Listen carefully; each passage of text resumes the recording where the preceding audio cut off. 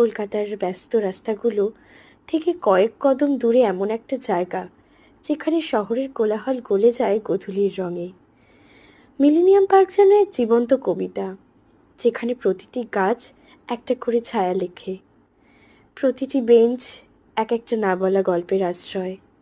প্রেমিক প্রেমিকারা হাত ধরে বসে থাকে না, শুধু ভালোবাসা নয়, তারা যেন সময়কেও ধরে রাখার চেষ্টা করে। বাতাসে হালকা হাওয়ার ছোঁয়া, গঙ্গার পাশ দিয়ে ভেসে যাওয়া জাহাজের হুইসেলের শব্দ, আর দূরে হাওড়া ব্রিজের দিকে তাকিয়ে থাকা কিছু চোখ, সব মিলিয়ে এক অন্যরকম আবেশ তৈরি করে।